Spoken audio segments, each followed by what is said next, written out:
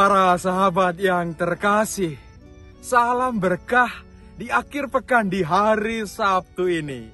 Apa kabar semuanya? Semoga tetap semangat, apalagi di akhir pekan ini. Tetapi jangan lupa, sabda hidup hari ini kembali menyapa hati kita semua yang diambil dari Injil Yohanes bab 3 ayat 22 sampai 30.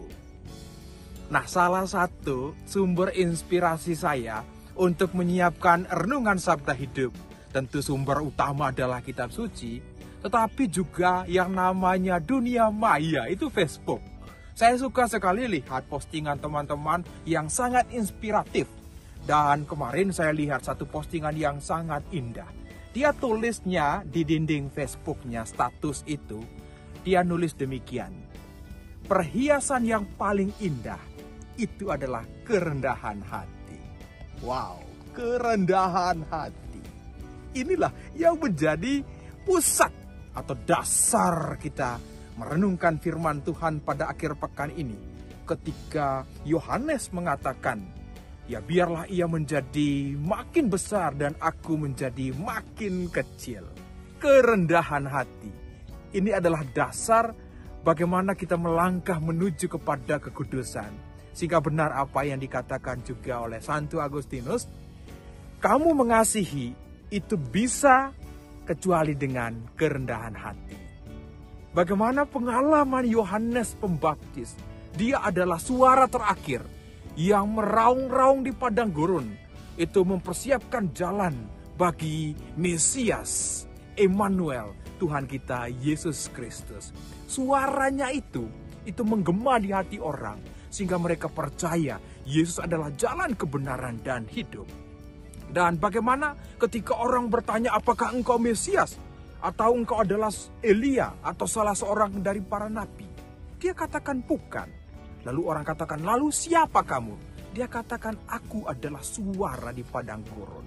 Dengan demikian bagaimana dia mempersiapkan bahwa ada orang yang datang lebih berkuasa daripada aku. Nah, untuk membuka tali kasutnya pun aku tidak layak. Inilah kata-kata Yohanes Pembaptis. Wah, yang sangat dalam sekali maknanya. Jelas di situ, kerendahan hati. Kerendahan hati bukan berarti dia merendahkan dirinya. Artinya, wah minder, wah tidak bisa buat apa-apa. Sama sekali tidak. Kerendahan hati itu adalah membiarkan yang lebih bermakna itu menonjol. Artinya bagaimana kekuasaan Tuhan itu nampak dalam pelayanan dia. Dan inilah yang ditunjukkan oleh Yohanes Pembaptis. Mari para sahabatku yang terkasih, kita merenungkan pertanyaan yang paling dasar. Kerendahan hati macam mana yang kita mau?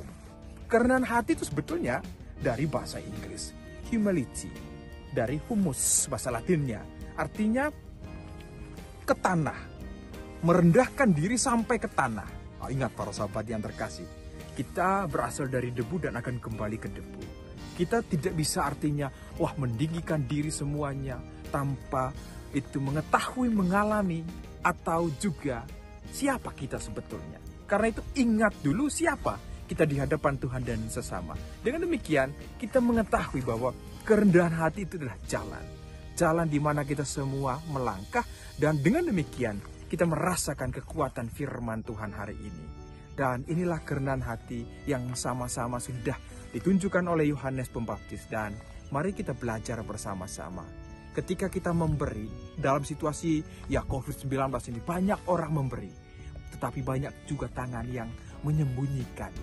Itu berarti bahwa ketika dia memberi, dia tidak mau menunjukkan kepada orang lain, tetapi dia sembunyi tangannya. Inilah kerendahan hati yang sama-sama kita renungkan pada akhir pekan ini. Teruslah melangkah, sabda Tuhan, sabda hidup. Tuhan Yesus memberkati, Bunda Maria merestui. Amin.